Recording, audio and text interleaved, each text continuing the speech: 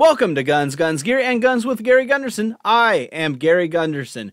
During the debate between Governors Newsom and DeSantis, the issue of crime and more specifically firearms came up. Let's break down this segment. First, the not exactly unbiased moderator brings up the national violent crime rates. On the national level, the rate was 380.7 offenses per 100,000 people. In California, meanwhile, the rate was much higher, 499.5 offenses per 100,000. In Florida, lower, 258.9 offenses per 100,000. Which Newsom first brags about? We're near 50-year lows, down 55% violent crimes in the state of California from the 1990s. And then decides to ignore that portion and refocus on only the murder rate because violent crimes like rape don't matter?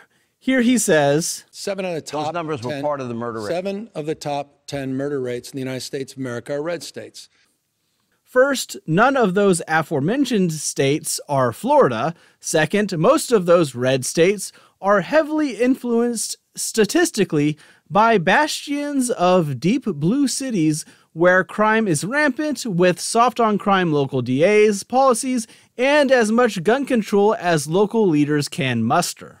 He has a 66% higher gun death rate than the state of California. He has a higher murder rate. Okay, the gun death rate is not that much higher. Also, the homicide rate is very close. Murdered people are still just as dead regardless of the instrument.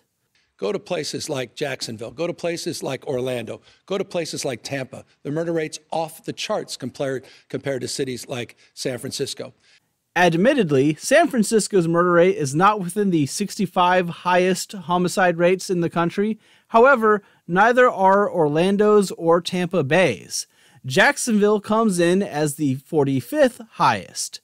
But California has some cities on the list too. Richmond, California is 39th, Oakland is 31st, and San Bernardino is 18th. You made it easier for felons to get guns without background checks, without any training. It's illegal for felons to possess guns. That has not changed in Florida. And I'm not sure how he's breaking down his little prepared monologue here, but felons with training also can't have guns? Or is he just referring to law-abiding citizens being able to exercise their rights and purchase a firearm without taking a class beforehand, since that right is enumerated in the Bill of Rights? Another thing Newsom ignores. And again, you made it easier for felons. How? He provides no policy evidence because there is none.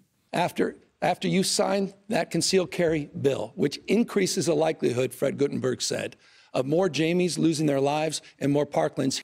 Look, what happened to this activist's daughter is terrible, but that does not make him an expert or unbiased source on measuring outcomes of firearm law. Concealed carry is used for self-defense over 1 million times a year, and those are lives saved. Got a follow-up question. You brought up Jacksonville, Florida, compared to San Francisco, is 126% higher. Governor, let me bring up it's 84% the next question higher. dovetails in into Tampa, this. It's 75% higher. What about the other cities, Gavin? Yet, if you look at the year 2019, when each of you took office, California has had 21 mass shootings. Florida has had 9. Now, another thing for Newsom to ignore. He said we made it easier for felons to do. Felons are not allowed to possess firearms. That's federal law. That's been long-standing. No background checks. That is an absolute lie that he's saying like that. That has nothing to do with... So Newsom keeps saying, oh, no background checks. But if you buy from a dealer, you are required to have a background check. This is part of the gun control push to end private sales or transfers to create a de facto firearms database. And come on, felons obviously get guns in every state. Gun safety saves lives. I don't think it, I know it. There is no way to know. I mean, there isn't any way to actually know what gun laws had any actual effect on crime. Because criminals will find a way to do crime, it's their defining feature. And part of that is higher rates of violent crime in California and near identical rates of homicide. You had the chance to do something meaningful. You had a chance to do something on behalf of those Parkland families. You did the exact opposite. You moved in the exact opposite direction. I am certain Newsom believes this because he is not one to let a tragedy go to waste to further his political agenda. The bodies are merely weapons to be used to pass laws when emotions are running high and logic is absent. That's all for the debate. Let me know what you thought of it in the comments below. I have a whole playlist here of other politicians saying stupid things about gun control, with another one coming out soon from a Senate hearing earlier this week. If you'd like to see that, please subscribe to the channel, and if you've made it to the end, consider supporting me on Patreon, liking the video, and sharing it with others to help the channel grow. Thanks for watching.